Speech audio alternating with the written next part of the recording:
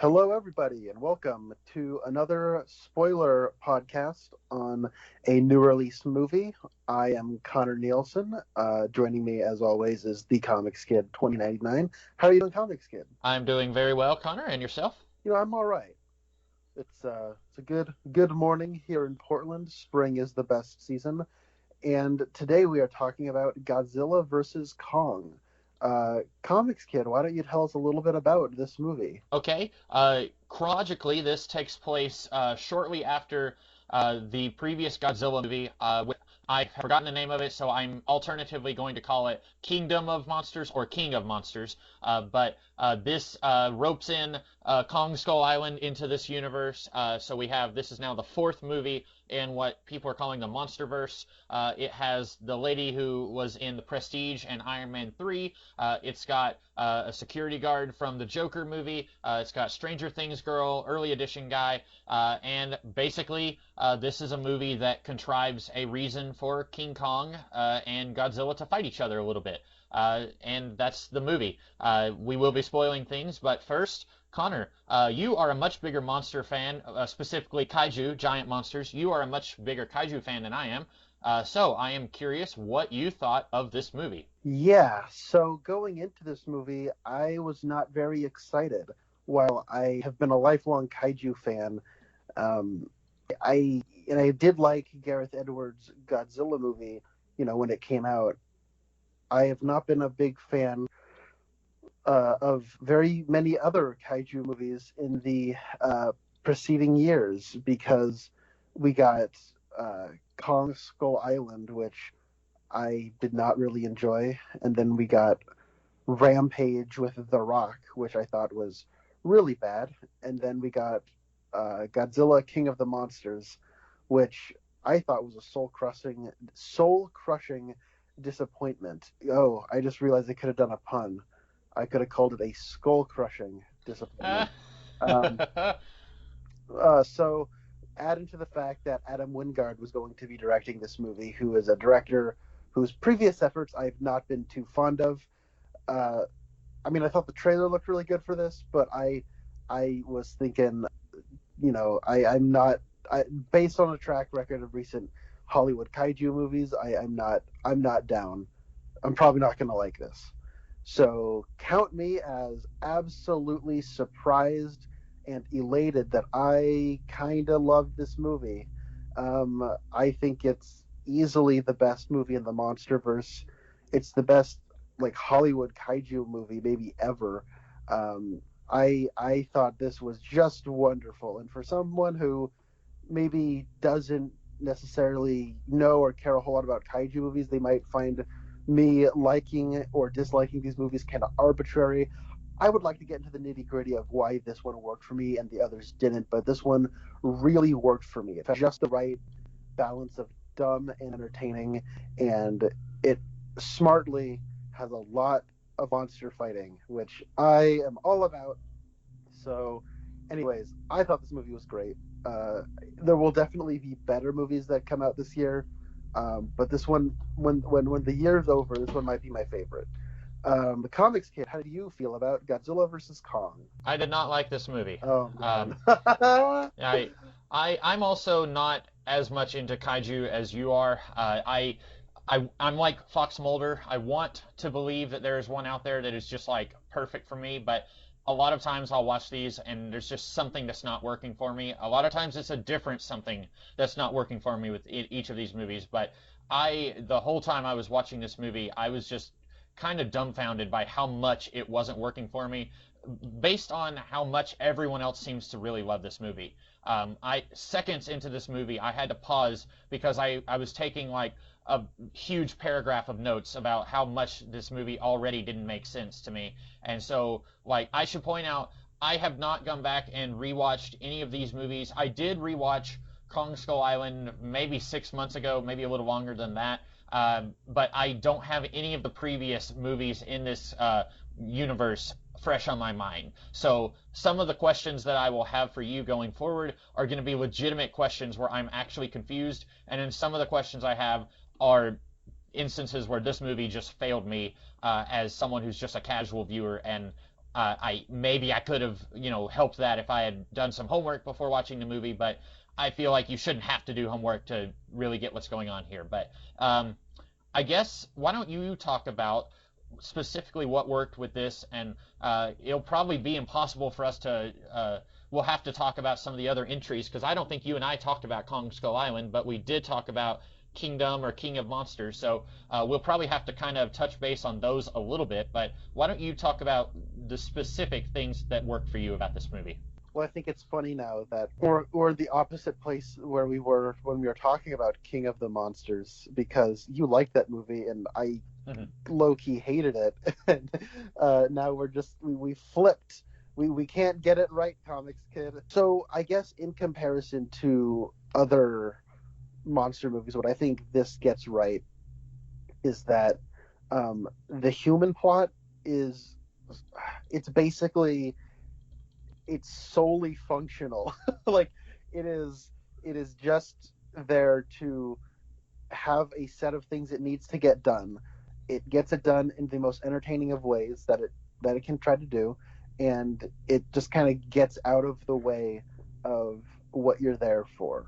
The movie knows you're there for Kong to fight Godzilla, or Godzilla to come after Kong, and it does whatever it needs to do to get you there. And the humans, you have a quick write off what they're doing, and then they sort of move the monsters from place to place or figure some stuff out, and then they stay out of the way when Godzilla and Kong start punching each other, which is what I like. And when it comes to Godzilla movies, there are the different eras of Godzilla movies, and the different eras generally have different kinds of plots, different kinds of things that they're doing. And my favorite era is the original era, the Showa era. And those films, I actually just recently finished watching all the way through with my brother, and this feels like it fits in with that era. While I think the last Godzilla movie, King of the Monsters, was trying to kind of be more of like a Heisei Millennium era where the humans are more involved in the monster action. There's a lot of technology that's there. There's like that thing called an orca that is basically a monster mind control device. This movie has a really wacky plot, and the characters are pretty much taking it seriously, but I think the filmmakers know how silly it is, and I find that fun. This is basically a Hollow Earth adventure movie with Kong, and then Godzilla is around. He's sort of this presence that's around who shows up occasionally, and then at the end they fight. And I think if this is a setup for future Kong movies, I really want to see a Kong Hollow Earth movie. And if this is the last time we see Godzilla in the MonsterVerse, I'm okay. If we keep doing more, I would also be okay with that. But just as like a kind of movie, this is like what I wanted from a North American kaiju movie since I was like an 8-year-old. Okay. I should point out well, first of all, you did mention that I liked Kingdom of Monsters or King of Monsters, and it's probably very telling that I cannot even remember the name of that movie because I haven't watched it since it was in theaters, and I remember almost nothing about it now. So while I liked it at the time, it hasn't stuck with me, and there was a lot when I was watching this movie where I was saying to myself, hang on, is that a thing that happened? Am I remembering this correctly in the previous Godzilla movie? But also, I am probably going to be the biggest party pooper you will have ever met in your entire life in the course of this podcast. And I don't want to dampen anyone's entertainment, but so much of my lack of entertainment with this movie came from me asking questions, and everyone else just came to see a couple of monsters fight each other. But I feel like even if I had come just for that, I still would have been disappointed. I don't know. I'm hesitant now to get into my gripes, but because, like I said, I don't want to ruin it for you or for anyone else. But I had so much where I was just confused, and part of that probably comes from I'm just a casual monster fan, and then part of it came from I legitimately think this movie didn't work the way I wanted it to work. Okay, no, I get you. And I will say, I know a lot of there is a section of the audience that is not as impressed with this movie as I am, and I'm interested to get into talking about it. Okay. Well, then let me talk about just seconds into the movie what kind of set my brain on fire. So Extremist Lady from Iron Man 3.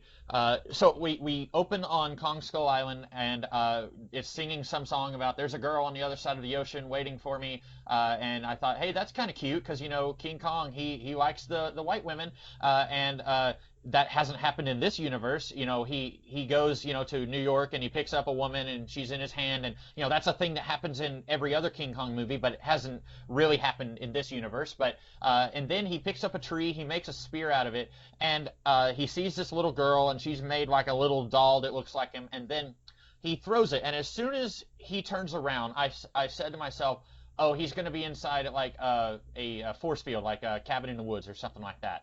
And then he throws the tree javelin, and then it hits like a sky force beam barrier thing. And then we see these people, they're like watching from all these cameras and stuff. And then Extremist Lady says, if Kong escapes, Godzilla will come after him. And I'm already confused because Kong was on this island for at least 30 years, and nobody knew that he existed, and he never left the island. As far as I can tell, he has no way of leaving the island. I don't know if King Kong can swim. I doubt that he could swim to shore, so I don't know how King Kong could leave the island. And then she says Godzilla will come after him, and like I said, I didn't go back and rewatch the other movies in this universe, but Godzilla has been around for a long time, like I think since the 50s in this universe. So if they say at one point there cannot be two alphas at one time, or two alpha titans at one time. Okay, then why didn't Godzilla come after King Kong in the previous 70 years before this movie, if that was true? And there's so much like that just doesn't make sense about that to me. In the first like 2 minutes of the movie, I'm already like hitting my head against the wall trying to figure out what this movie is trying to tell me. And I think it's inconsistent with previous entries in this universe, and also it's inconsistent with itself, because there are times in this movie, like later in the movie, they say they've got Kong on a boat, a big boat, and then Alexander Skarsgård says, if we turn off all the machines, Godzilla will go away. And I was confused because I thought that Godzilla attacked because he sensed King Kong on the boat, and that's why he attacked. And like there's so much about this movie where I'm just like the one person saying, I don't get it, can you please explain this better? And everyone else is just like fist pumping because monsters are punching each other. Yeah, so to your first point, I think that the 2014 Godzilla movie, when the Mutos came out, that sort of awoken Godzilla. And then in Kong Skull Island, that takes place in the 70s. And that's sort of about the origins of Monarch, that the company that by the time we get to King of the Monsters, they have these Monarch containment facilities where they are sort of keeping watch on Mothra, and later it's Rodan is under one. And then when this opens up, we notice that Kong is under containment as well. And I'm just assuming a lot of these monsters, or as the movies keep insisting we call them Titans, which makes me wonder why we call this the Monsterverse, but whatever. So I think in between the 70s until 2014, there are kaiju. They're just all being monitored by Monarch. And so when the Mutos show up in the 2014 Godzilla movie, that's when Godzilla shows up and starts killing him. And then in King of the Monsters, that's when I think the inciting incident is that Vera Farmiga has an orca, and she starts using it to break all the monsters out of their Monarch containment facilities. She just didn't get around to Kong, I guess. I don't know. I think that's a fine enough excuse. And so by the time we get to this one, Kong is under containment, and I think the implication is he would break out of it, but he's kind of staying around for the little girl who's the sole surviving native of Skull Island. Because every other native was killed by the storm. Yes. And I don't know what that is. I don't know. I had forgotten about this, but there was in Skull Island, the island is just surrounded by a perpetual storm, and then I guess at some point the storm must have taken over the island at a point or whatever. I don't know. Well, that sure was nice of the storm to not kill this little girl. Well, That was. they said Kong protected her, so I don't Oh, well, that was nice of him to only protect the little girl and to let her entire family die. That sure was I considerate mean, of he's him. a giant ape. I think he probably just found her and was like, "Oh, this girl. I'm scared. This little. I guess I'll protect the little girl." I don't know. I don't know. Okay. Speaking of the orca, I had forgotten that was what it was called. I wouldn't it have made more sense to have if that was somehow the reason that the monsters are fighting? I guess they already used that as a reason for monsters to fight in the previous movie, but I was just thinking like this is kind of sort of your Batman versus Superman in the sense that both Kong and Godzilla are kind of your good guy monsters, and so for them to fight each other you want a good reason for them to fight each other. And the reason that they fight each other here is basically, well, this world is too small for the both of us. And I was just thinking, like, we had a reason for monsters to fight each other before. Like, Charles Dance was still at large at the end of Kingdom of Monsters. So I was thinking, wouldn't it have made more sense for someone to be using that? And, like, Godzilla is hardly in this movie. And so when he shows up, he just shows up and starts attacking stuff. I was thinking, wouldn't it be cool if he was being controlled by somebody who had an orca? I'm glad that the orca is nowhere to be found in this movie because I hate it. So I know one of the most popular of the Showa Era Godzilla movies is called Destroy All Monsters. I actually don't really like that movie a whole lot, and the reason is because I think that it kind of always makes me appreciate your monster movie less if the monsters are not acting on their own volition. I think that uh, having a monster controlled by aliens the whole time is basically just like having a UFO in the shape of a monster taking something out. It something's missing for me. I like knowing my monsters are in charge of their faculties, and I think that like the reason Godzilla and Kong are fighting in this movie is the same reason the monsters were fighting in the last movie. They were just using the orca to get them all into the same place, even though they also said that the monsters know where each other are, and Godzilla's the king, he's the alpha titan or whatever, and so he's just taken out all competition. And Kong, he doesn't bow to no monster or whatever the excuse is, and so they're not gonna back off from one another, and so they're gonna go at it. And there's also this kind of other excuse thrown in for good measure about genetic memory and how their species are ancient rivals, and they fought each other in the Hollow Earth once upon a time, which is the birthplace of the Titans or whatever. I don't know. These are like they kind of give us I think a few excuses as to why the monsters will be fighting. And when it comes to Godzilla, why he just shows up and starts attacking like random cities is all because of the evil human corporation Apex, which is under control by Bob from the Hateful Eight. So Godzilla shows up and starts attacking because they're secretly conducting Mechagodzilla tests, and he can sense the Robo Alpha Titan that's possibly brewing below him, or maybe he senses like the energy of King Ghidorah's skull because King Ghidorah had telepathic communication between his heads, and that's how his heads communicated. So they're using the skull that I guess that's where the telepathic energy resides in. It's not the brain; it's in the skull, I guess. And so they're harnessing the telepathic energy of King Ghidorah's skull that Charles Dance bought at the end of the post-credit scene of King of the Monsters, and they're using it to pilot Mechagodzilla as basically like a drone. And I don't know if it's Mechagodzilla or if it's the Ghidorah skull or what, but Godzilla can sense the presence of their underground Mechagodzilla tests. So he's showing up at those cities specifically to wipe out the Apex cybernetics plants because he knows that there's a mecha. He senses the presence of something that challenges him. So that's what he's doing. Yeah. I don't know if you could hear, but I rolled my eyes really hard whenever you started talking about the evil corporation building Mechagodzilla, because when I was a kid, I watched some of the, I don't know what era it was called, but the 1980s Godzilla movies. I watched several of those when I was a kid.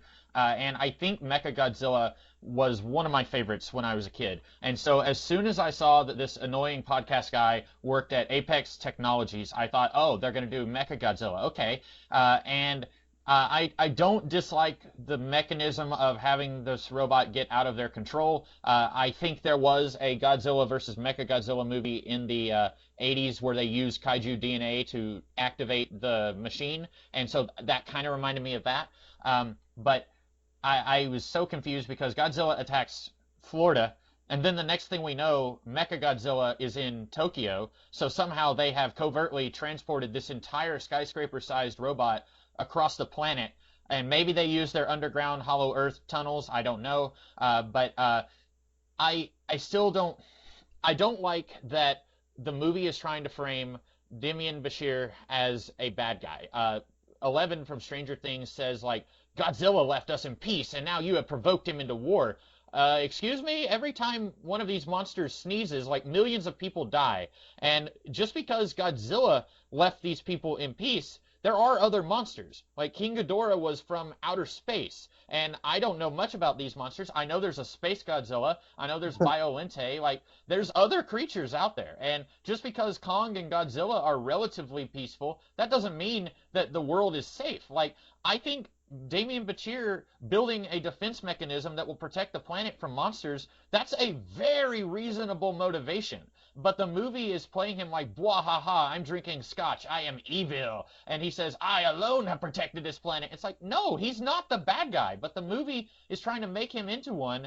I know you are not the biggest fan of Dawn of the Planet of the Apes, but I wish this movie had done with him what Dawn did with Gary Oldman, where at the end of the movie, he looks like he's kind of being portrayed in a bad light, but his motivations make sense for what he's doing and what he's experienced. The whole time, even though the movie was telling me that this guy was a bad guy, I was on his side because creating something that will fight these dangerous monsters that have killed millions and millions of people makes a whole lot of sense to me. And the movie trying to say that he's evil made no sense at all. And I feel like they could have found a way to make that work where he's sympathetic even though his actions result in this robot getting out of his control. I see what you're saying. See, like you said earlier, this is a Showa Era Godzilla movie where Godzilla is like protector of the earth in those movies, but after a certain point, and even though he's like protector of the earth, like, hey, you still want to see buildings fall over, and you still want to see all these like, like Godzilla's not like taking it out of the city to save the people. He just wants to fight a monster, and they and at that point, the people making it think, okay, people want to see Godzilla fight other monsters, so you just know Godzilla's a good guy because you know who Godzilla is. And these people are the bad guys because we say they're bad guys. And usually in the later Showa era movies, they're aliens from another planet who want to take over, and that's all the motivation you get from them. And so with this, it is kind of relying on, I'm going to see this Godzilla versus Kong movie. I like Godzilla or I like Kong, and so I want them to win. I'm on their side. They're the good guys. And then when it comes to the humans, like, yeah, I guess you're right. In a real world, I'd probably be on Team Apex because I would probably want as like no monsters to exist. But in the realm of a kaiju flick, they're building another giant monster to establish human superiority over Godzilla and Kong.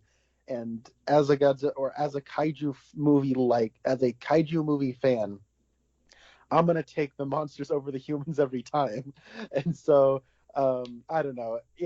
It's weird. You explaining that kind of makes me realize things about what I expect from a kaiju movie, where it's not like Man of Steel, as I'm sure the easy go-to, like Defenders of Man of Steel would say, hey, if you're cool with monsters toppling over buildings in kaiju movies, but you're not cool with Kryptonians knocking over buildings, what gives? And I say, well, my expectations of a Superman story and the way it approaches like morality and mortality and all those things, which I think Man of Steel tries doing multiple times and fails miserably at.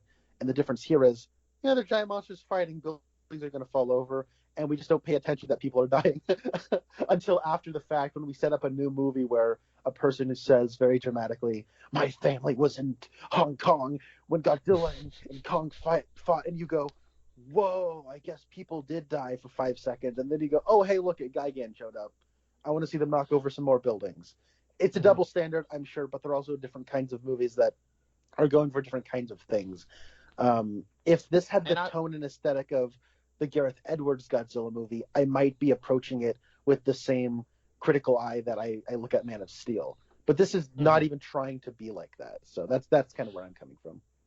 And I won't lie, the Man of Steel comparison did cross my mind. And here's the thing about that. For anyone else who says, like, why are you, what's with the double standard?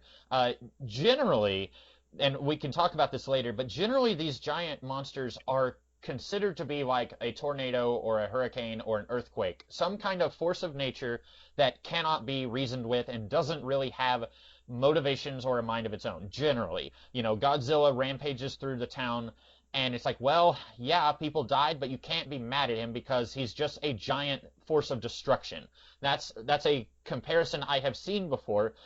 These movies like to pick and choose when that is true, because the little girl can communicate with sign language with Kong, and then Sarazawa 2.0 is able to telepathically guide this giant robot, and so in theory, humans can communicate with the monsters, but in the heat of the moment, Kong isn't thinking about, when he's jumping on these boats in the middle of the ocean, he's not thinking about all the side casualties as he's trying to get to this giant lizard. And so I'm okay with all the destruction here in a way that I wouldn't be as okay with it in a superhero movie, because human beings know better, but a giant gorilla does not. Even when a little girl is saying, like, hey, don't do this thing, he's a giant gorilla. We don't hold him to the same standards. Just like in real life, you don't hold a gorilla to the same standards as a human being. So I'm not necessarily mad about all the destruction and the lives lost, but the fact that the movie, like screenwriters and director, want me to hate Demian Bichir is weird to me. And you were saying, like, this is made for people who like Kong and like Godzilla. And I guess I'm not either one of those people, because while I have watched Kong and Godzilla movies, I don't consider myself to be a fan. And so I saw so many people leading up to this being like, hashtag Team Kong or hashtag Team Godzilla. And I was just like, man, I just want to see a movie that makes them punching each other make some kind of sense. And I don't think I really got that. If I was a lifetime Godzilla fan, I don't know. I think I would have been disappointed because of the lack of Godzilla in the movie. And if I was a lifetime King Kong fan, I don't know. I might like this okay. But for me, like... Oh, no, if you were a lifetime Kong fan, you might have been a little peeved that Godzilla basically kills him at the end of this movie. That's true. And then some... Oh, man, we'll have to talk about the heart-starting CPR scene. Yeah. Oh, boy. I love it. It's so good. But I had raised a point earlier, and I don't want to keep harping on it, but I was confused because they say this is like middle of the movie, but they say we're going to turn off all of our boats and all of our machines, and then Godzilla will leave us alone. Was I missing something, or are they just jumping around saying, like, Godzilla came here because Kong is here, but now we're going to say he came here because we have machines turned on? You're totally right about that. I didn't even think about that while I was watching it. But I think you're right there. Okay.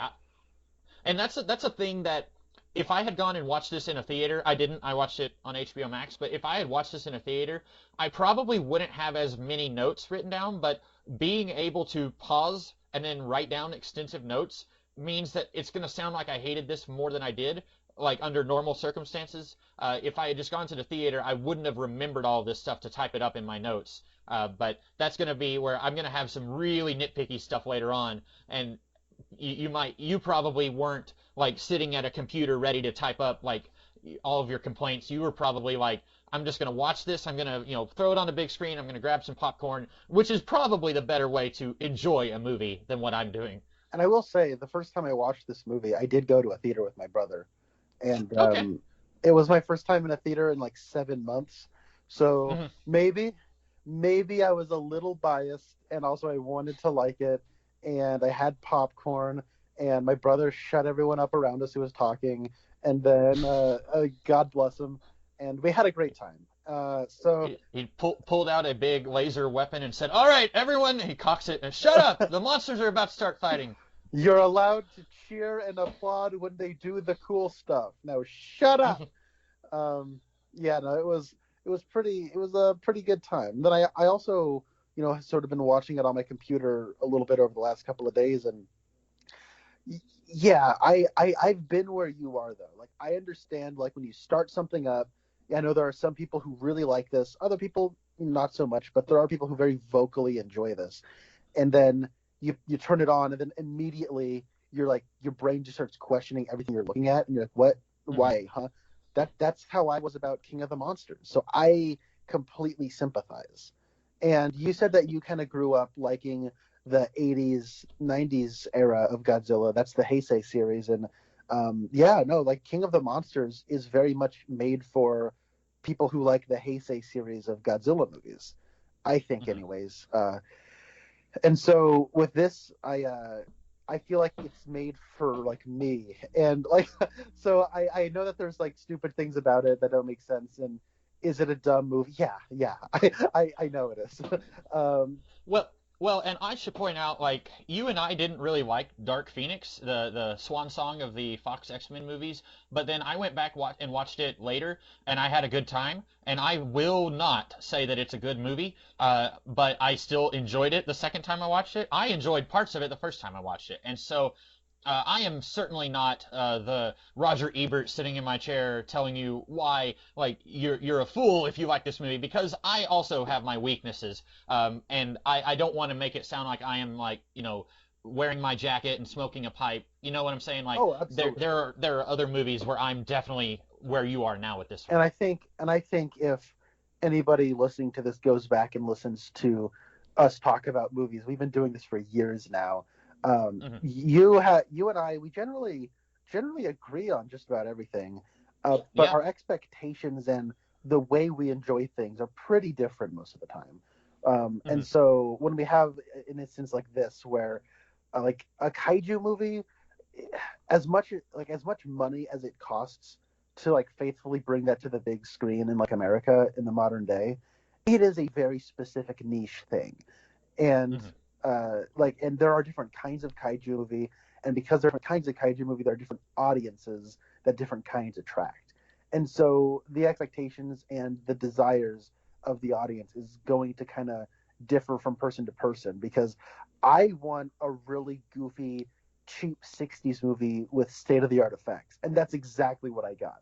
I didn't think it was ever going to happen, but I got it. And so I'm just so blessed that it did happen.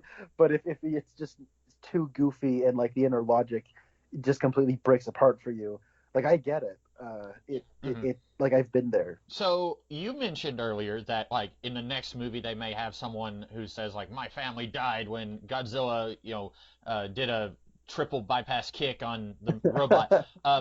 This movie's go-to answer for wait a minute, every human in this movie is one-dimensional is let's give them a death in the family. So Alexander Skarsgård, his brother died going to the center of the earth. The little deaf girl, her entire tribe died. The podcaster guy, his wife died in a really weird scene that is playing hopscotch with the tone. Every character, it seems like. I have a question. What happened to Vera Farmiga? Did she Yes, die? Because did she die yes, in the previous movie? she did a I could not remember her she dying. did. Yeah, well, it was a completely pointless sacrifice, and she like I think drove the orca into King Ghidorah or something. I don't know. It was like one of those.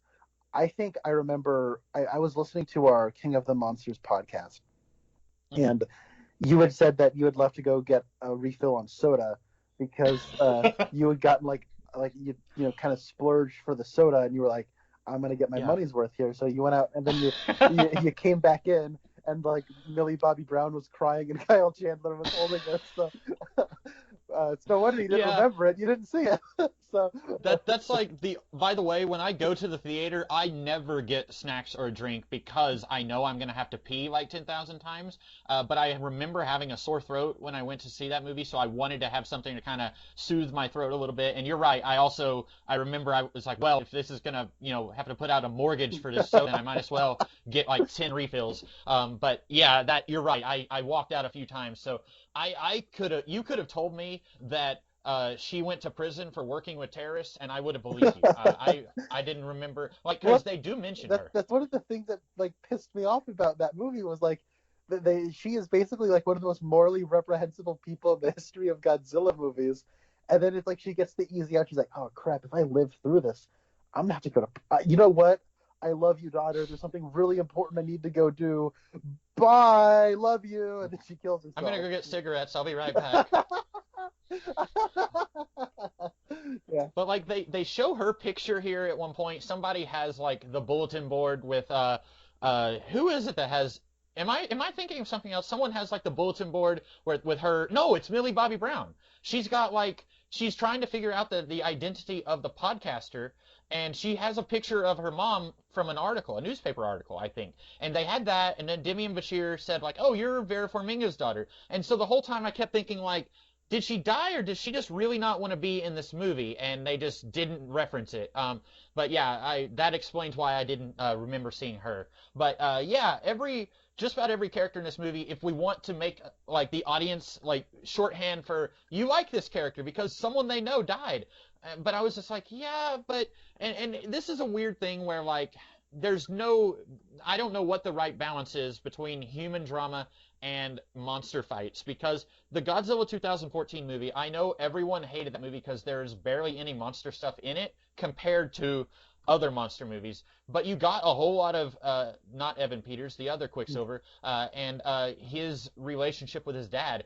And so even though I've only seen that movie once, I think, maybe twice, I remember the relationship between those two, and I remember it felt genuine to me. But every time someone says like, "I'm sorry your brother died," or "I'm sorry, I'm sorry that your wife died, and you're carrying some alcohol she gave you in a gun holster," I'm sorry that your entire tribe died, little girl. Thank you for calling me a coward. Like every time that happens, I'm just like, I don't know. Like maybe it's because there's a whole lot more humans in this than there was in the 2014 movie. I mean, maybe I'm misremembering, but you had Aaron Taylor Johnson and his sister from Age of Ultron, their kid, and the kid is barely in the movie. And then there's Bryan Cranston, and then there's Dr. Serizawa.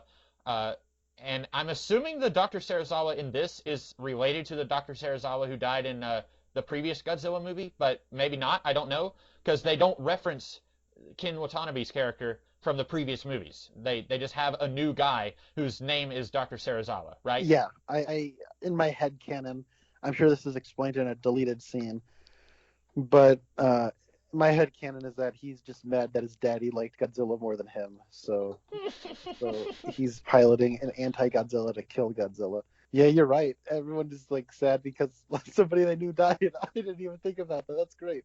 Yeah, and also like in the 2014 Godzilla movie, and also the 2019 King of the Monsters, Sally Hawkins is in those movies. I completely forgot about that. I did too. I didn't remember her here. There's a whole lot of humans like Brad Whitmore, the guy from The West Wing. He was in the 2019 one. He's not here. There's a weird pattern. Maybe you can disprove this, but it seems to me with giant monster movies, every time you do a new movie, let's just bring in a brand new human cast. And this kind of sort of does that because there's a whole bunch of new characters here, but then you also have the guy from Early Edition and Stranger Things girl. They're here, and they were in the previous Godzilla movie. And so, like, I think you could have had some of the Monarch people that we had seen previously, but then they're also, I don't know, like they're wanting to introduce a whole bunch of new characters, but then also say, hey, here's some you've seen before so that we're not having to introduce even more characters. But you're right. Like I forgot about Sally Hawkins. In Kingdom of Monsters, there was two twins. I think as a reference to the Mothra girls, the little fairy girls. But then watching that movie, I didn't pick up that they were twins because they were never in the same scene together. And so I always thought it was the same character who's just like jumping around the planet, teleporting to different parts of the world. Yeah, and so like we don't see her in this movie, I don't think. And so or either of them, the twins. And so like you're right, there's quite a few characters who have piled up in these movies, and I give a pass to Skull Island because that took place in the 70s, so you don't want to throw in Tom Hiddleston and give him like old man makeup. But then like characters from 2014 and 2019, we should be seeing them, I would think. Yeah, I guess so. The Godzilla movies do carry over some cast, I suppose. Like Ken Watanabe is in both of those movies, and then he dies. And then Sally Hawkins is in both of those, and then she dies. I'm surprised that there's not. Well, I think that was supposed to be the angle with young Serizawa, but I'm a little surprised that nobody was saying like, my mom was Sally Hawkins, and I'm sad that she died. Because you're right. Now let's think about the Godzilla 2014 movie. The backstory for Bryan Cranston is that Godzilla killed his wife, or sorry, Amuto killed his wife, or whatever, and so he's all angry and becomes a kind of conspiratorial guy because his wife died, and then he dies, and now his son is sad that his dad died, and oh my gosh, I think you're onto something. Everybody's motivation is that somebody they know died by a monster. The next monster movie, I want the bad guy's motivation to be, my mom didn't die. I hate my mom, and Godzilla didn't step on her. He stepped on our neighbor's house and not my house. What gives? Like just to shake things up. That's the Tommy Elliott origin story in the monster. Yeah, exactly. I had forgotten that Sally Hawkins died in Kingdom of Monsters. Yeah, that was blink and you miss it. Like she is in that scene is really badly shot, I think. She is like in an aircraft that crashes, and everyone's trying to get out as it's gonna like fall into a crevice in Antarctica, and so everyone like quickly gets out, and then I guess Sally Hawkins didn't get out. Oh, and it's happening. She's probably. So, I was just gonna say she has to go over and have relations with a fish monster in another movie. Yeah, she's got to go be a mom to Paddington. So she's yeah. Two very, or maybe that's the same character in Paddington and Shape of Water. No, I'm just kidding. They're set in different decades. That's the only reason that doesn't work. And she can talk in Paddington. Oh yeah. Probably a better reason why that doesn't work. I've never seen the Paddington movies. You should. I've heard they're good. Delightful. So here's a question. We have very briefly on Skull Island, we have the guy who played Lucius Fox in Gotham. I think that's him. This is a weird question. Is he supposed to be the same nerdy guy who went to Skull Island in Kong Skull Island, or is this a different character? I have no idea. I think it's a different one. I think. I don't know. Okay, that's gonna sound weird, like saying like, is this the same character? But he's older, and we asked this question, I think, when we talked about Kingdom of Monsters, because we had an Asian woman and then we had an older black man with glasses, and I think we were both thinking like, well, maybe he is like hanging out with her because he knew her mom, and there was an Asian woman in Kong Skull Island, and you know what I'm saying? They all work for Monarch. Corey Hawkins, and I think her name is Jing Tian. Like the two of them were barely in that movie, but whenever they were always in like a shot together, and so you're like, oh, okay. And so when you watch Monsters and you're told that like these movies are connected, and because they were barely in that movie, but I remember Corey Hawkins, and I'll never forget Jing Tian. Oh, my heart be still. Oh my God.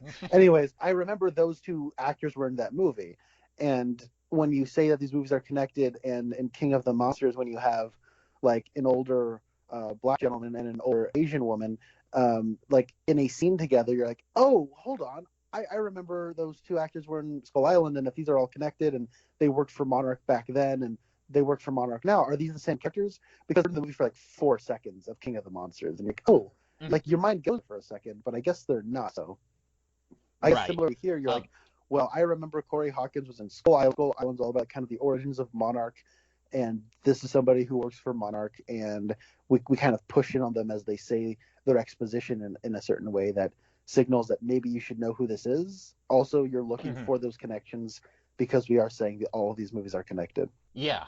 And speaking of Lucius Fox, here's a thing that I have I think I've kind of uncovered where you have when you're just kind of plotting out the structure of a story, you're like, okay, we want this to happen so that this thing can happen, and then we need this thing to happen in the middle of the movie so that this can happen later. And we need the little girl to be with the expedition to the center of the earth because she can communicate with Kong.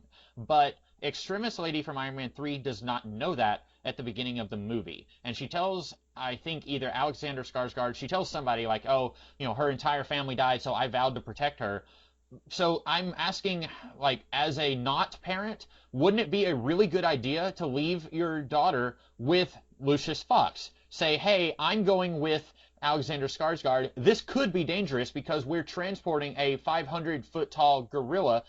It might, yes, we leave her unattended in the middle of this giant dome with the giant gorilla. He seems to like her, but it might be dangerous. We're going to the center of the earth. This guy's brother died going to the center of the earth, so why don't I leave her with you? It won't be dangerous here because there's no more monsters here on Skull Island. But then the writers, if they thought of that at all, they're probably then thinking, oh, but we have to have the little girl tell King Kong to go help Godzilla. Well, let's just have her be a really horrible parent and bring her daughter into this extremely dangerous situation. Like, that's one of those things where it's like, they would look at that and they would say, this is a second draft problem. We'll fix it in the second draft. And then they never fix it in the second draft. I guess so. I don't know. It's a monster movie. Okay. I feel like such an idiot, or like a jerk. But it's like you're like, Well, hold and on. I do too. Here's a question, and I'm like, whatever. No, I also feel like I don't know, like the politician who like doesn't like the Ghostbusters and everyone else is like, shut up, we like monsters fighting each other, and I'm like, okay. Also, there's a Twin Peaks connection here. I don't know how to say his name, John Piruchello. He was a deputy in Twin Peaks season 3. He works for Apex. His character's name is Horace.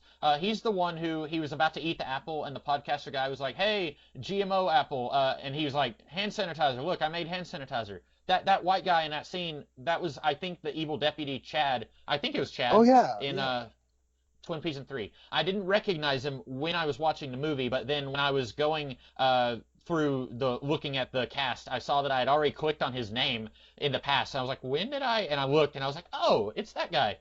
So I thought that was kind of fun. Plot twist, ladies and gentlemen. This is a stealth episode of the podcast, boys. Welcome. This is a Twin Peaks adjacent podcast. I'm one of your hosts, Connor Nielsen. Joining me, as always, is the Comics Kid 2099. How you doing, Comics Kid? Yeah. I'm doing very well. We're just twists and turns here in this. But yeah, I will say, go ahead. when this movie started, and Brian Tyree Henry, the orderly from Joker, probably honestly one of my favorite character actors right now. Since Michael Stuhlbarg decided he's too good to be in movies for the last few years, I guess Brian Tyree Henry has reclaimed that throne. I want to see Henry v. Stuhlbarg, dawn of character actors. I want to see them fight it out for my favorite character actor. But when it was starting out and he was just sort of rambling on with his comedy bit about apples and whatever and hand sanitizer, my initial reaction was, oh no. Oh no. I really hope this is not bad. And then I think after that opening scene, his like weird conspiracy theorist podcast shtick, it got better, or at least I found it more tolerable, probably because we team him up with other people. And I think that I think honestly Millie Bobby Brown might be the weakest part of this movie for me. I think, girl, I know you got a lot of acclaim for playing a very intense preteen teenager. You can turn it down a little bit. I actually thought the Fire Fist kid from Deadpool 2 was better in this movie than she was, even though there's not really a reason why his character needs to be around beyond he has an older brother who did not die, who has a van, and so I guess that's how they drive around. But the interplay between Brian Tyree Henry and Julian Dennison was, I think, a lot better, because he's like, it is the Mulder and Scully thing, right? Where he is a crazy whack job who believes in all these crazy things, and he's just like, I don't believe you. And then all this crazy, he's right about the kaijus at least. And so I liked their interplay, and it wasn't these long, rambling improv bits from a Deadpool movie where, at one point, Brian Tyree Henry and Millie Bobby. Wow, both of those actors have like 3 names in their names. But they do like a secret handshake, and instead of Julian Dennison going, "Oi, Hawkins, I wasn't in on the secret handshake. I have a secret handshake. Let's try my secret handshake." Instead of having that, he just kind of looks at them and goes, "What?" And that's it. I'm like, okay, that's nice. And then later, Brian Tyree Henry exclusively refers to Julian Dennison as Tapwater. He just keeps calling him Tapwater as a nickname. Yeah. And instead of the kid going, "Oh, my name's not Tapwater, oh, it's Jules," or whatever, instead of him just like going on and on about, "That's not my name, say my name right, come on," instead of like him going on and on about that, he just kind of takes it, and that made me laugh. I thought, oh, every time they were like the 3 of them showed up in a scene and it started, I thought, okay, this is the part where this is the scene where this subplot loses me, because I could just imagine in my head the annoying version of the scene I was about to watch, and then it wasn't that.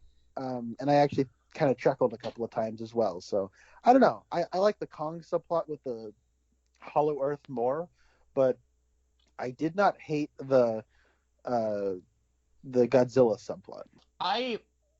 I was kind of, I don't know. I didn't just love any of these characters. I didn't dislike the Deadpool kid, but I didn't find myself gravitating towards anything any of them were doing either. I have another question up from my Roger Ebert chair to that you're going to say it's a monster movie. But so this guy records a public podcast. It's like 240 episodes in, and he announces to the public where he works and how he has gone undercover at Apex Technologies. And then later, he says he has been working there for 5 years. And this isn't a situation like this podcast where nobody listens to it. That's a dig at myself. But because we know on the other side of the country, or however far away it is, Millie Bobby Brown listens to his podcast, and her dad knows about this podcast. So, like, people listen to this, but then nobody at the company seems that interested in finding out who is threatening to blow the whistle on what they're doing, like online. And I would think, like, someone, head of security, would say, okay, let's take an audio clip of this. Let's find who this might be. Hey, there's a weird guy over there who invents his own hand sanitizer.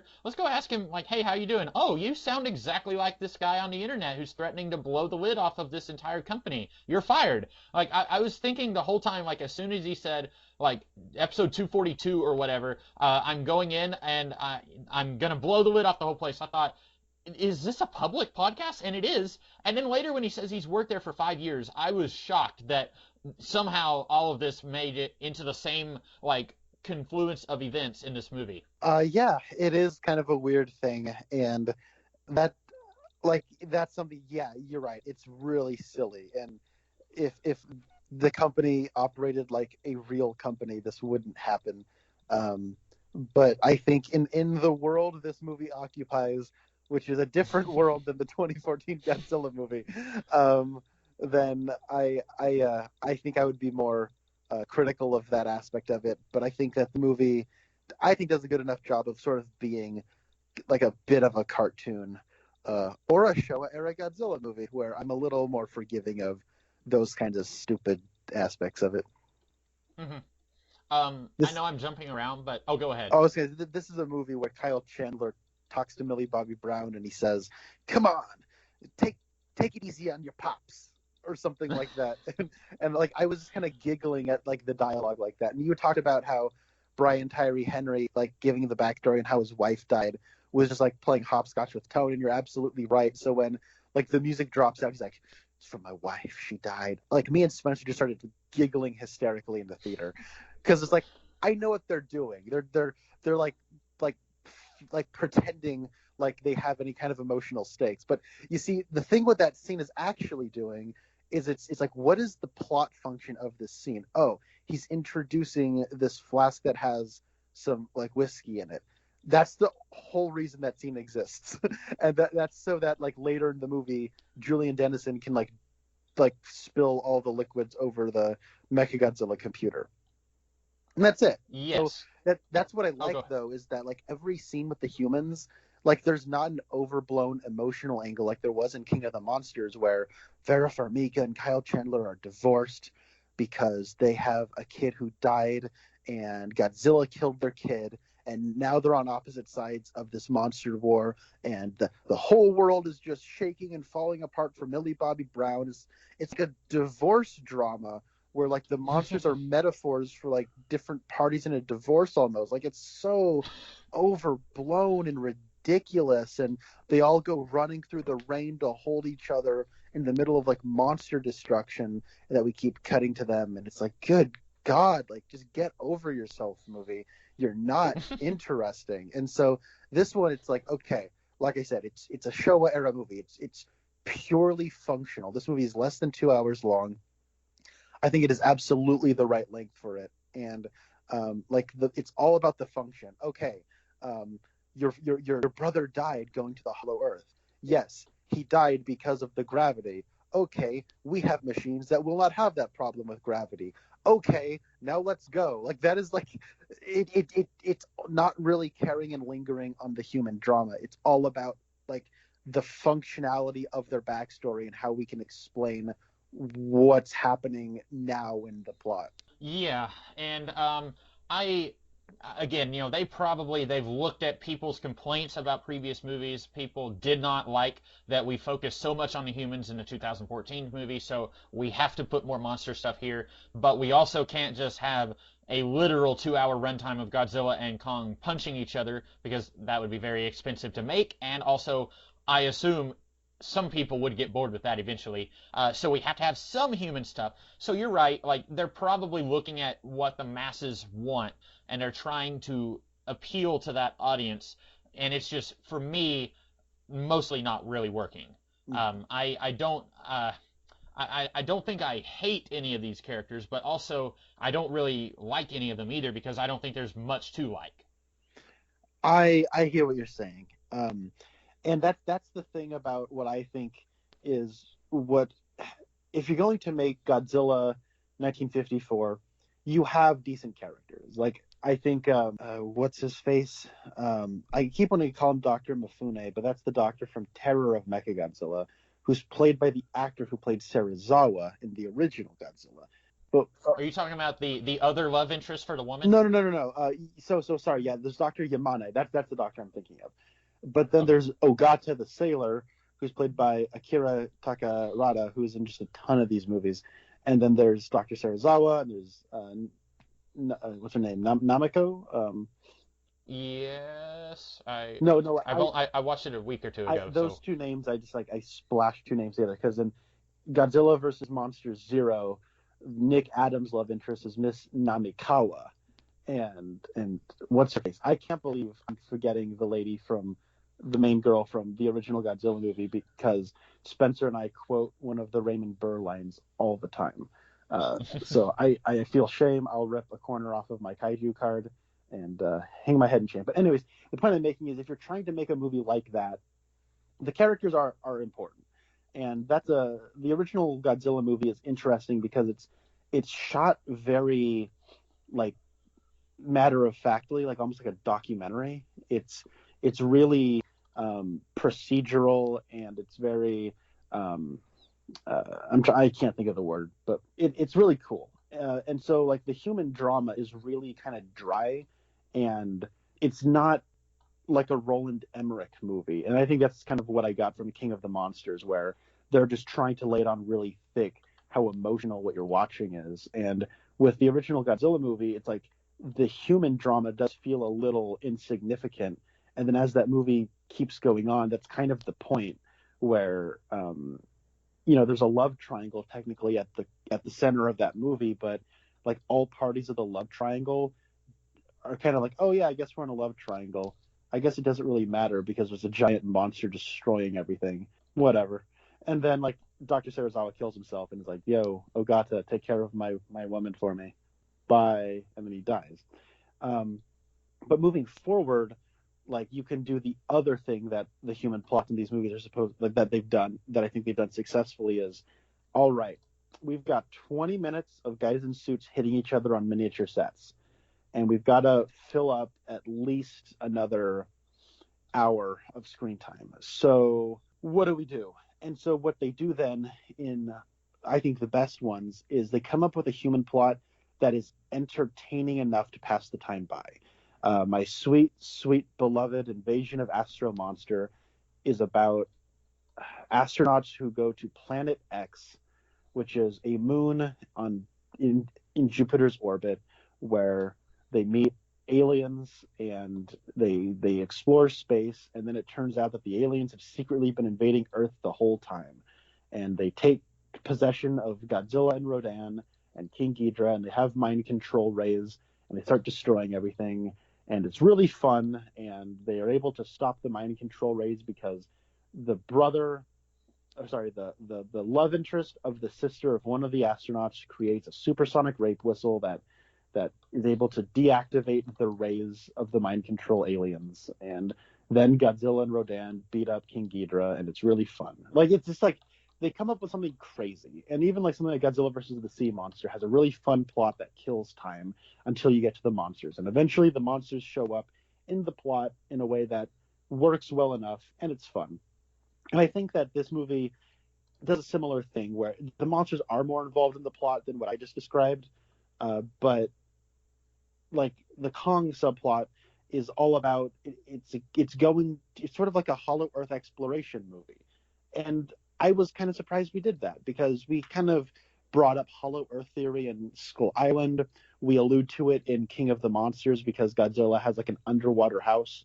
And so I'm like, okay, that's about all we're going to do with Hollow Earth in these movies. And in this one, like, it almost feels like they're setting up a future Kong movie. And I really like the crazy, like, flying snakes that he fights, and he eats their brains, and there's sort of like a personal stake with one of the characters because he wants to go explore it. And while I don't think Skarsgård is this great character, I at least get to the Hollow Earth because he wants to get to the Hollow Earth. He has some bullcrap, history about how his brother died going there, whatever. But he wants to get there. And so on some level, I have the curiosity of wanting to get there as well. Yeah. And I kind of liked the setting at the center of the Earth. I thought that was kind of fun, getting to see that. I was a little confused at the end of the movie when they're like, oh, Kong, he's living underground now and he loves it here. I was confused because, I don't know, like, at the beginning of the movie, they kept saying, we can't keep him here on the island. But I thought the whole reason that they were keeping him under lock and key on the island was because they were afraid Godzilla would kill him. But then at the end of the movie, Godzilla and Kong, they kind of fist pump and they say, yeah, you're good. Yeah, you too. I like you. And so I was confused why they thought they needed to take him underground, to live underground. But I guess because he was running out of resources on the island. Was that also a threat? Well, he was getting too big. Okay. He's been growing since Skull Island and since the 70s, and they're getting too big, and he's getting wise to his captivity. And you mentioned that him and Godzilla kind of fist pump, give each other the bro respect, and then they kind of go their separate ways. But that's only after they fight Mechagodzilla, and like Godzilla legit kills King Kong towards the end of this movie. And if it wasn't for a supersonic like defibrillator, then Kong would have died. So I don't know. Like, I think their fears of Godzilla going after him were well founded. Yeah. You earlier mentioned that you're glad this isn't like a Roland Emmerich movie. So you don't like the Matthew Broderick Godzilla movie? No. I think that might be the worst one. I know it's an elitist, snobby, I'm a kaiju aficionado take, but like, I mean, that is just Godzilla in name only. Like, that movie just sucks so much. I hate it.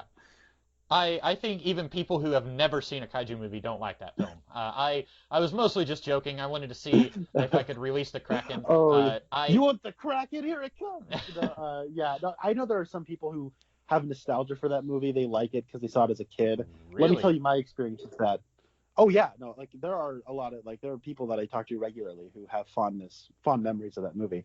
I don't know how, but they do, and that's cool. Good for them. My history with that is I went to the video store and rented all the Godzilla movies and went to the library and through like my whole being 8 years old, Spencer, my brother, and I, we went through and we watched all the Godzilla movies, and then we go to the video store and we see that Roland Emmerich Godzilla movie.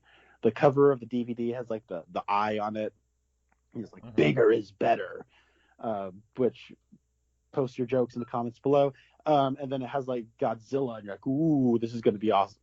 This is going to be great. It's, we it's like one of those things where I'm a kid, I watch all these movies, and I kind of know what I'm watching, but in my head, it's like, I'm making up like the bigger budget version of what I'm watching in my head.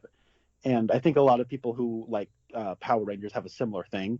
I wasn't a Power Rangers kid. I was a Godzilla kid. And so I got really excited because I'm like, this Roland Emmerich Godzilla movie, or like this American Godzilla movie, I'm saving this one for last because this one's going to be great. It's going to be the one I like. This will be the best one because they're going to have all the resources that, B movies in the 60s in Japan didn't have. And then Spencer and I rented it, and that is maybe the most disappointed I've ever been in my life. Is being like 8-9 years old watching that with just my jaw hanging open, being like, what is this crap? This is awful. And not only is like, the Godzilla not Godzilla, it's like Matthew Broderick is obnoxious. His like ex-girlfriend who's always like stealing him or taking advantage of him is annoying. It has like half the cast of The Simpsons is just like in bit parts, and you're like, what are we watching here? Oh my god, I really don't like that movie. Yeah, I didn't think you did. Also, what did you think of the part in the movie where Hedera has had his legs torn off, and then he says to Russell, what does he have that I don't have? Don't say legs! And then Russell says, legs! And then walks off. That's my the one thing I could remember about Deadpool 2 that I laughed at. Well, I had to actually Google which monsters have regenerative abilities so I can make that joke, because I was like, if I say Godzilla, I'm gonna look like a fool in front of all these kaiju fans. I have to do my homework here. Well, Hedera was a good one to go with because he's the smog monster. I wrote down, because there's that guy that they bribe with a $10 bill. I kind of like that scene. It's when Millie Bobby Brown and Russell are looking for the podcast guy, and they go to the place that sells a lot of bleach, and then they say, hey, do you sell bleach? And he says, if this is an internet challenge, I sold those kids detergent pods. I didn't know they were going to eat them. I actually laughed at that line, and that might have been the first time I laughed with the movie and not at the movie. And then Russell puts down a $10 bill, and Millie Bobby Brown looks at him like, you're an idiot. That's not going to be enough. And the guy's like, oh, yeah. And he grabs the $10 bill. He's like, I'll tell you where he is. I thought that was funny that it was just $10 that was enough to get him to turn on this guy. I laughed at that. I like the part he's like, oh, yeah, I know Bernie. You're talking about Bernie. Hey, you buy a live fish, and I'll tell you where he is. Yeah. I'm trying to think of like specific jokes I liked, but I don't know. Like a lot of the jokes I found amusing and if not memorable. Like I said, it's entertaining enough. And but I gotta say though, the monster action I was just kind of over the moon about. I thought it was great. They got really creative with the choreography. I think they got really creative with how they like kind of lit the environments and used the environments to their advantage. I really thought that the camera work was pretty creative at times. It was able to kind of be a little dizzying and kind of a little they moved the camera quite a bit, but it's not like I was getting motion sickness from it. I don't know. I really thought they got creative with it. And when that second fight, when Godzilla and Kong are fighting in Hong Kong, and Kong is throwing his axe around, but he's not just using his axe. He's like putting the axe aside, gets a couple of licks in, then picks up the axe again. I thought they really got creative with it. And what does King Kong do? King Kong climbs buildings. That's what everybody knows. So it's really fun to watch Kong just climb over a bunch of buildings while Godzilla is using his atomic breath to slice him in half. And I thought it was so cool. And compared to the monster fights and choreography in the last Godzilla movie, which I was kind of dumbfoundedly disappointed with, I thought this made up for it and then some. Yeah, I like the fight scenes okay. I don't have much to add to that. I thought it was very silly, and I'm sure everyone else gave it a pass, but the big axe with like the radioactive absorbing rock, I was asking myself who made that, who made this temple. I'm assuming it was people who lived there at one time, or it was King Kong's ancestors decided to make an axe on the off chance that like one of them would meet Godzilla at some point. But Well, they don't. Yeah, they don't talk about it. But what I was taken from it was that like they talk about an ancient rivalry between the two of them, the two species, and I thought that the blade of the axe looked an awful lot like a Godzilla dorsal fin, and oh, okay. that's what it was made from. And I was kind of, and Spencer, said it right after we walked out when he said that nobody calls any attention to it, and that's sort of what makes it kind of like a fun little thing to notice. Okay, that's kind of cool if that's where it came from. The woman, the I don't even know if she has a name, but Demi Bashir's daughter. I want to talk about her because when she's first introduced, she's like really mean to Alexander Skarsgård. She's like, this place is stupid. You guys are all poopy heads. We've got really awesome technology. You guys are gonna pee your pants when you see how cool it all is. And I really thought they were gonna do a thing kind of like Star Trek Into Darkness, where she comes in and she's not really wanted here. She interferes, but then she finds out that her dad is the bad guy, and then she says, family loyalty can only go so far. I'm going to help these guys because what you're doing, Dad, is going to injure millions of people or something like that. But no, this mean, rude character turns out to be exactly what she is introduced to us as in the final scene that she's in, a mean and rude character. She says, we're going to steal some of this radioactive substance so that we can power Mecha Godzilla, and then Extremis Lady says, you can't do that.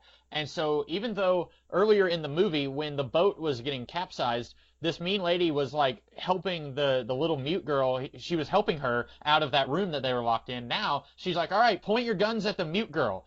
And then they get crushed like seconds later. And I don't know, like maybe I was just expecting this to act like a real movie, but I was kind of thinking like she'll go through some kind of characterization and she'll be kind of close with Alexander Skarsgård. It's going to be kind of like is he going to get with the Extremis Lady or is he going to get with the mean daughter? But then no, she's just exactly what the movie tells us she is in her first scene. Yeah, she's definitely filling a type. This is I keep saying it, Showa era goofiness. The good guys are the good guys, and the bad guys are just like ridiculously evil. Now, obviously, I'm okay with Aiza Gonzalez being in anything. If I'm gonna be simping already, I'm gonna simp hard now. I love her. If you've seen Baby Driver or Fast and Furious Hobbs and Shaw, whatever it was. Anyway, I love her. Hit me up, Aiza. You're great. Anyways, and she's just kind of the evil, kind of pompous, rich daughter chick. I thought she was fun.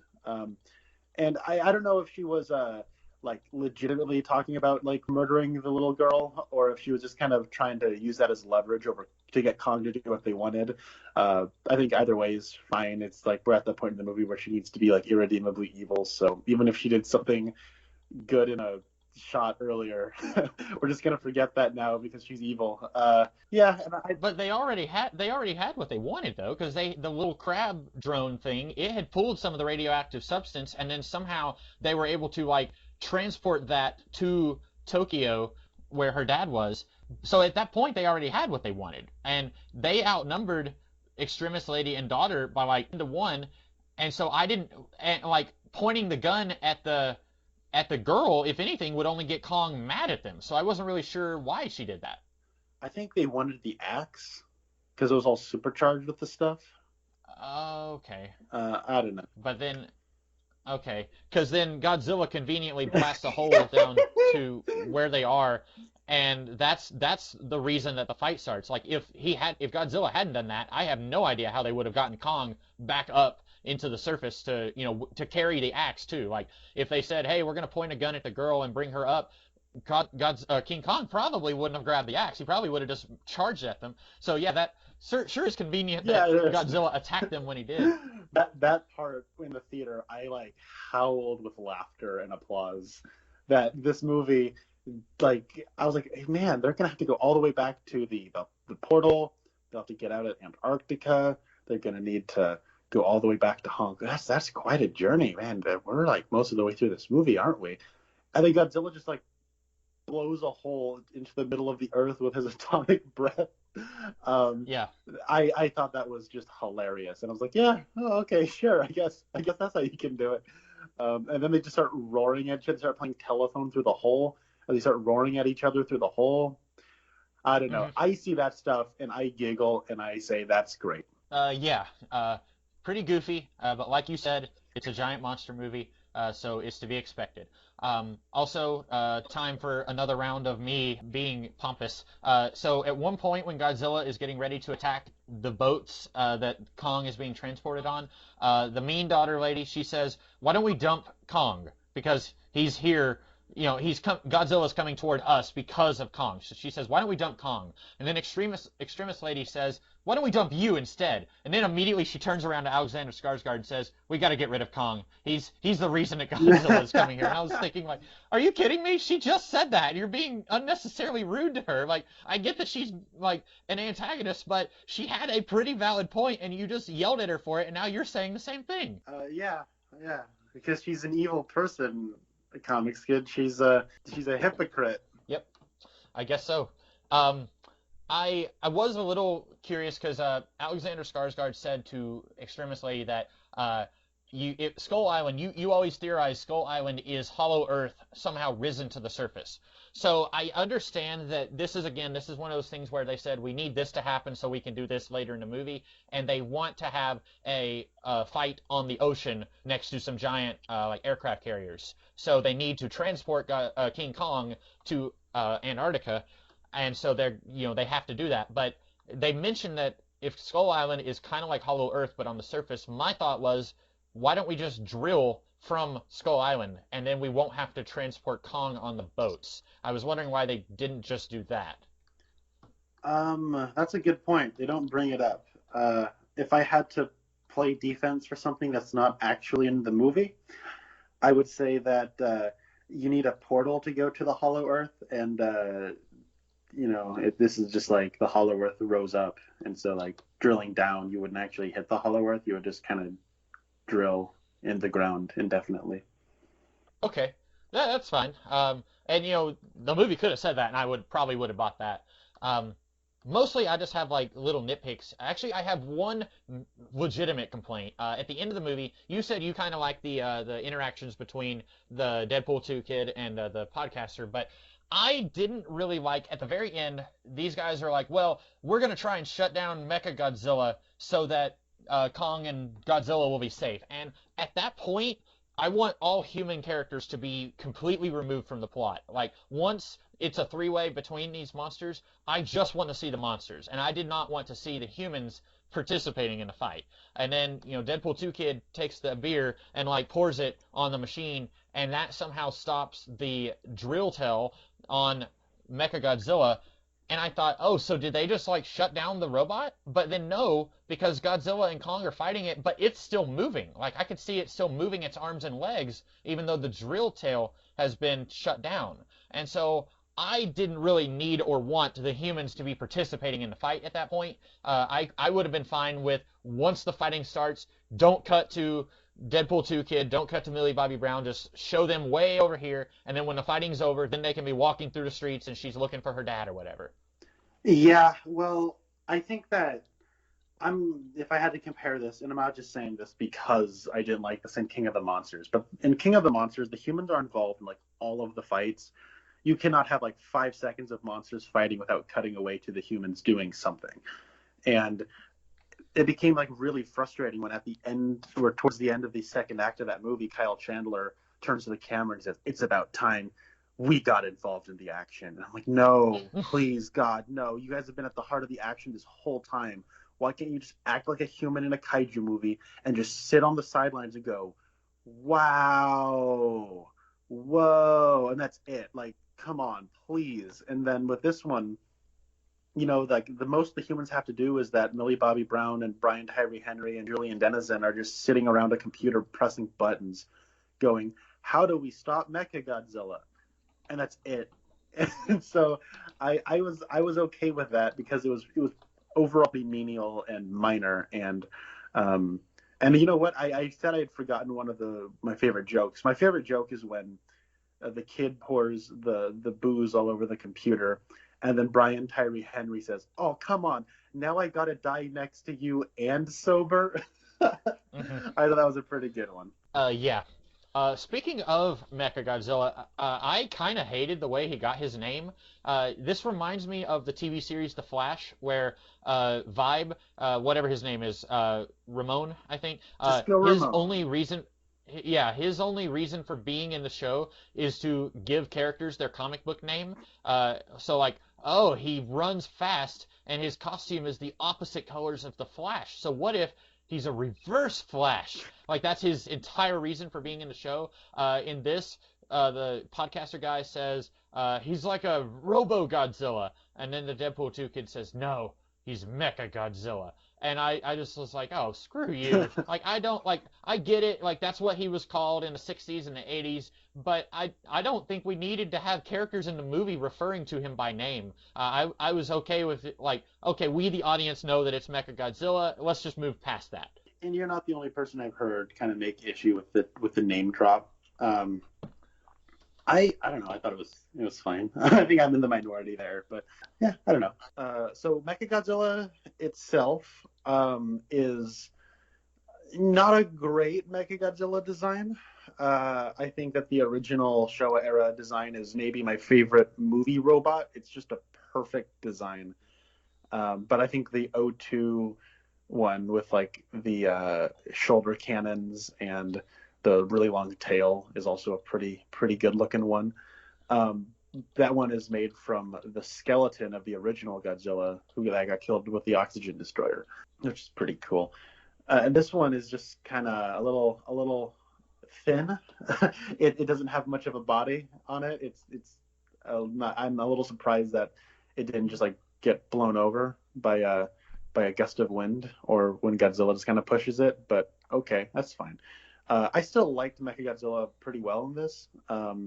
It was really cool that it's basically a King Ghidorah controlled Mechagodzilla, which was something we've never really done before in a Godzilla movie. So I thought that was pretty fun, basically taking two of Godzilla's adversaries and combining them, which I thought was pretty fun. I really wished for a second that the skull could talk. Because it would say like, where are my other two heads? There were supposed to be three of us. Where is it? Where's Larry and Joe? And then, yeah, like or like it's like psionically, telepathically communicating with like humans. Like they'll just stare into the hollow skull eyes, and it'll talk to them. I was really expecting the Dr. Serizawa 2.0 to he's in this purple lit room and he puts on the little head thing. I was expecting him to say wreak havoc because it looks a lot like Cerebro when he puts that thing on his head and he's attached to it. Specifically the like not a solid metal helmet, but like kind of a thing that wraps around your head. I was thinking this looks like a prototype for Cerebro. It does, yeah. I will say it was really cool that I love Kong, I love Godzilla. They're my boys, and I love my boys, and I love seeing them fight. They have a really good fight scene, a few really good fights, and then I also love seeing them team up to take down Mechagodzilla. That was really satisfying. And while King Kong did get murdered by Godzilla and he got revived by supersonic defibrillator, he did get to have basically a Mortal Kombat fatality when he killed Mechagodzilla. So that was pretty cool. Speaking of me not wanting to see humans interfering, I'm assuming you were okay with this, but at the very end, when the girl is saying Godzilla's not the enemy, you have to help him fight this other thing, I was really hoping King Kong would do that on his own, and that he wouldn't need someone to tell him that Godzilla's not the enemy. I was kind of hoping he would intuit, like, oh, this other thing is worse, so I'm going to help this guy who was my enemy. I was kind of hoping he would kind of do that on his own, but again, like, they've been building up this little girl's connection to Kong throughout the whole movie, so I guess it would feel like a waste if they didn't have her do something in the climax. Yeah, I was fine with that. So you said you had something to say about the supersonic. I keep wanting to say CPAP machine, but that's not at all what a CPAP machine is. The supersonic defibrillator. What do you think about them reviving Kong? Okay, well, they may have a CPAC machine in a later movie. Like Kong is, he's built a little hut by the lava, and he's like been breathing in all the smoke, and then over years he's got what is that called? Oh man, I don't even Sleep know, but apnea? like some kind of yeah, something like that. And he's like, I gotta, and he has like a giant like building-sized oxygen tank that he rolls around with him. And then he can also use it to like hit monsters in the head. I just I thought want it to see was them give Kong a jetpack in the next movie. yeah. We've already got the heave, as they call it, which is just a big hover car that goes like 700 miles an hour. So yeah, let's just make a giant heave for him to ride in. Like it could be like the Fantastic Car from Fantastic Four, only it's just like one big Kong riding in. It's like a little roller coaster that Kong gets to ride in. Yeah. I just thought it was really silly, like where he's on his deathbed and then I don't know how they did it because we just see Alexander Skarsgård on the inside of the machine. He pushes a button, then he runs away, and then ta-dum, and then Kong like opens his eyes and sits up and. I don't know. I thought it was silly and goofy. Like, how did they connect that to Kong? Did they just land it on his chest? I don't know. Yes. Yes, they Okay. did. Because Yeah, it's really really silly. Oh, sorry, you were saying something? well, in real life, when you're reviving someone, if they're really hairy, then you're supposed to like take the extra paddles, stick them to the hair, and then like basically wax their chest, like pull off all the hair so that the paddles can stick to their actual skin. And so I was just imagining like they take like 1,000 razor blades and like very meticulously shave Kong's chest so that they can revive him real quick, and then he's like, I died 2 hours ago, but thanks for the effort. I think his chest is clear because it's like his face doesn't have like fur on it and his palms are clear. Right. Yeah, but no, I like where your head's at. You know the 1962 King Kong versus Godzilla. Basically, King Kong is hairy all over except for his nips and the skin around. So I think he would have been prime for a defibrillation. Yeah, no, I was curious how you felt about that because that is one of a buddy of mine and I like we counted 3 different like references, like overt references to the original King Kong versus Godzilla. The first one is they lift Godzilla with helicopters. Sorry, they lift King Kong with helicopters. In the original one, they know that Godzilla's on Mount Fuji, so they airlift King Kong to Mount Fuji, and then they cut the wires, and then he slides down Mount Fuji and rolls into Godzilla, and that's how the fight starts. It's pretty amazing. And then the other one is that in the original King Kong versus Godzilla was originally supposed to be Frankenstein versus Godzilla. Now, you and I have seen War of the Gargantuas, and that was, a sequel to Frankenstein Conquers the World, aka Frankenstein versus Baragon. But the original plan was for Frankenstein to fight Godzilla. And Frankenstein, since he's brought to life with lightning, he would basically have lightning powers where he would just like grab onto Godzilla and electrocute him. Some of that's like carried over into King Kong when he fought Godzilla, where there's a part where Godzilla's just being a big jerk, and he's basically burying King Kong alive with his tail. And then King Kong's like, you think he's down for the count, you think he's dead. And then a bolt of lightning comes down and strikes him, and he has the courage to get back up, and then he starts electrocuting Godzilla, and they have the second half of their fight. It's pretty great. And that is in this movie as well, kind of, instead of getting struck by lightning, they give him a defibrillation.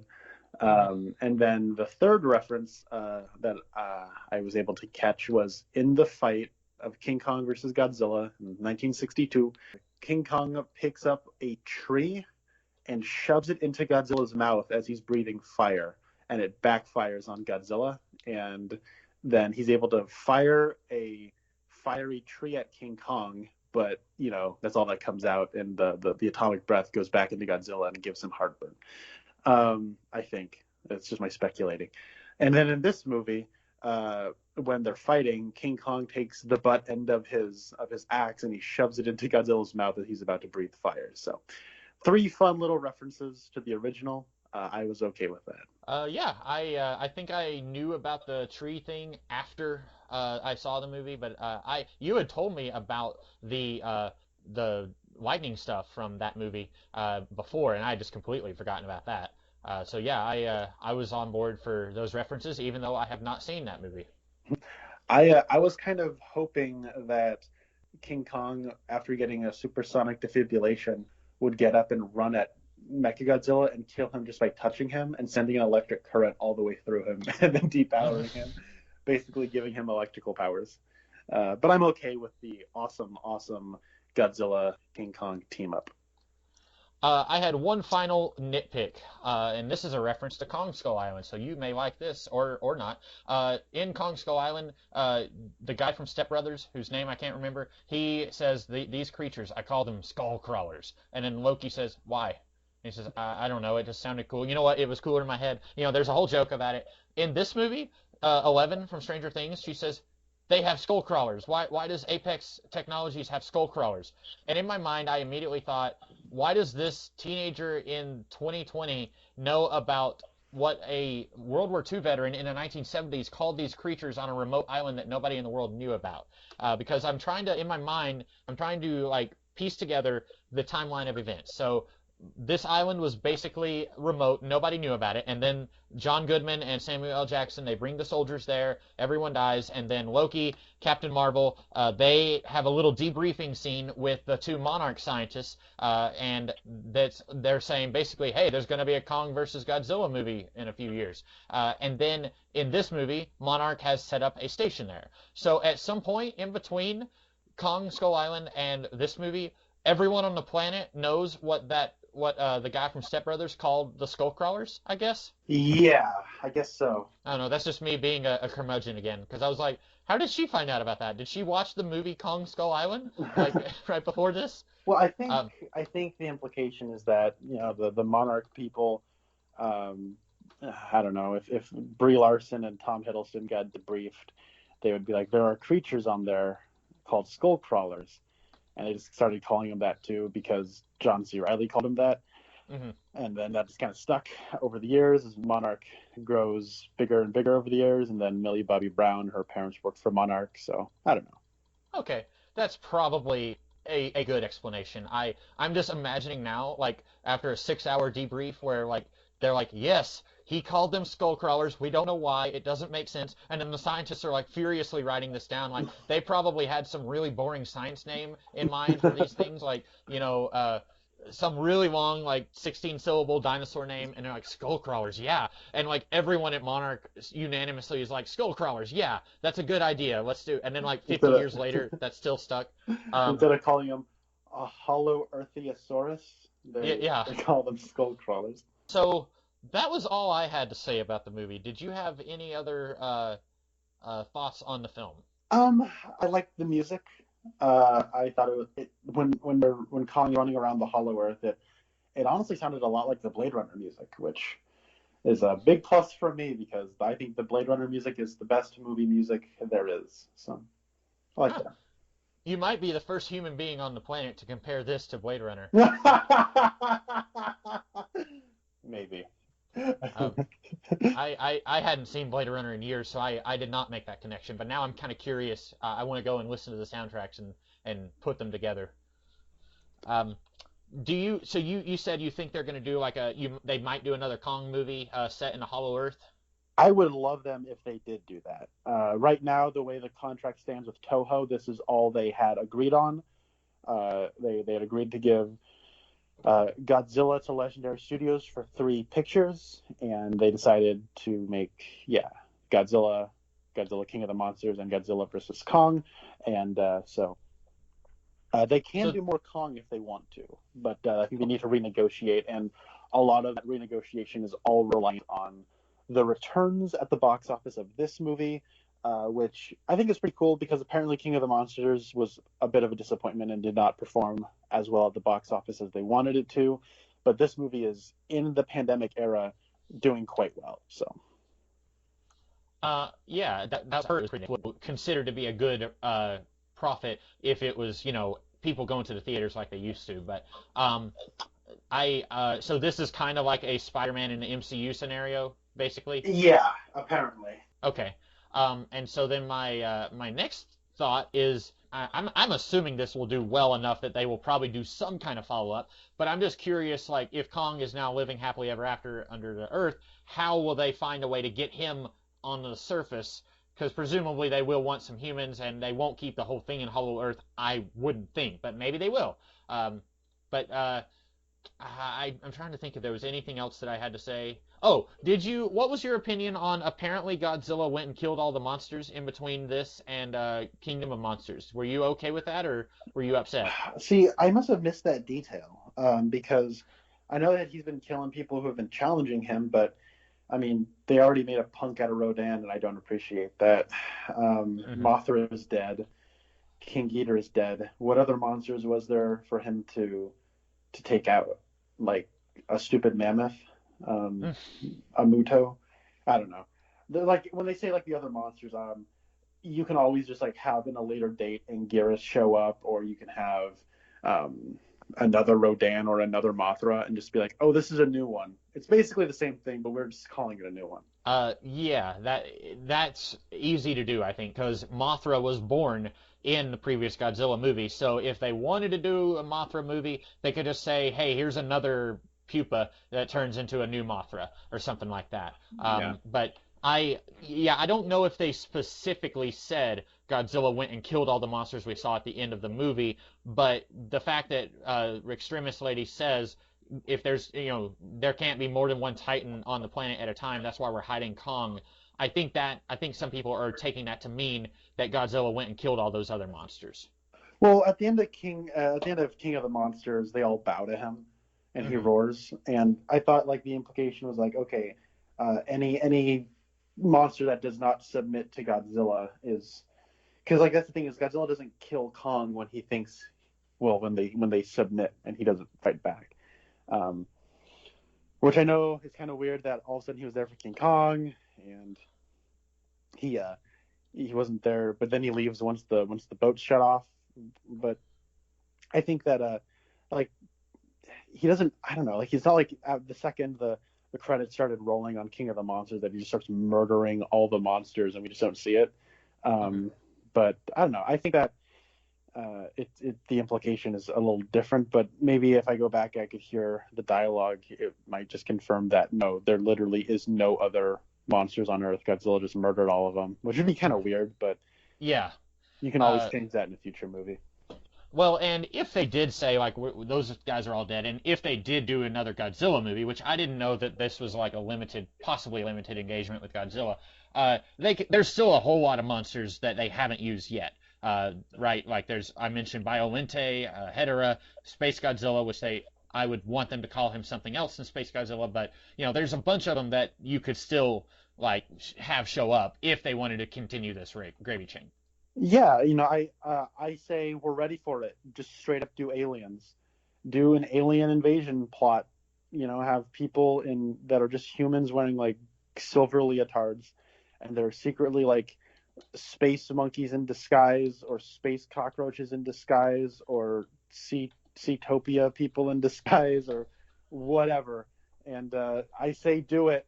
Make them aliens. Bring in Gigan. And just do it. Let this be the long-awaited crossover with V, the television series from the 80s that they revived about 10 years ago. That I think there's space lizards in that, so they can say that these guys they worship Godzilla because he's a really big lizard, and we are also lizards. So yeah, that could work. Yeah, I welcome it. Let's do aliens. Well, and we've already King Ghidorah. I say Ghidorah because when I was a kid, there was one of the 80s movies where they did a time travel thing. They went back to the 40s at one point, and they said, like, Sergeant Spielberg, you'll be able to tell your children about this someday, and your children's children. And it's like, we get it, Spielberg. But in that movie, they pronounce it Ghidorah in the dub. So I don't know if that's how it's supposed to be pronounced, or if other movies say Ghidra, but I've always said Ghidorah because of that. So if I'm pronouncing it wrong, then that's on me. It's a made-up word. like honestly, if it's Ghidorah, it doesn't. We all know what you're talking about. Tomato. Yeah. So he's an alien in the previous one, right? Didn't they say Yes. because he's an alien that the oxygen destroyer won't work on him? So that we've already set the stage for possibly other aliens coming in. So that human-looking aliens, I would be here for it too. They've already done some pretty silly stuff in these movies, so I don't think anything's off limits at this point. Yeah, and this movie really, really warmed me up to the idea of them. Honestly, I was a little surprised Demian Bashir didn't turn out to be an alien. Yeah. I want Jet Jaguar in 2025. Yeah, let's do it. Let's get the Jet Jaguar standalone film. That's up Destroy All Monsters, which will be a 2-part epic event in Phase 3 of Monsters, where they bring in the I think that's all we have to say about these giant monsters. I enjoyed this conversation, even though I didn't much care about the movie. But I hope that I didn't wet blanket you too much. I hope that you still came away from this feeling strong in your thoughts on this film. Well, I always enjoy chatting with you. I still love the movie. I'm sorry you didn't, but hey, it was a fun conversation. Yeah. And we'll be returning. Next week is the next podcast that we did on the Twin Peaks. But do you know what other new releases we might have that we might be talking about later on, or is this about it for a little while? Well, Black Widow comes out in July, I think. Unless you really want to watch Tom and Jerry the movie, but I have been dying for someone to ask me. No, I'm just kidding. I can't say that with straight face. Yeah, probably Black Widow then. So yeah, maybe Black Widow in July. But we will, if you're listening to this, we still do our bi-weekly podcast about Twin Peaks, and we'll keep doing that for the foreseeable future. And in the meantime, I am the Comics Kid 2099. And I'm Connor Nielsen. And we'll see you guys in the future. Have a good one.